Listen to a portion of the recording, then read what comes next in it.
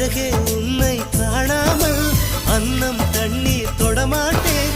ஆகாயத்தின் மறுபக்கம் சென்றால் கூட விடமாட்டேன். உன்னை காணும் முன்னே கடவுள் வந்தாலும் கடவுளை தொழ மாட்டேன்.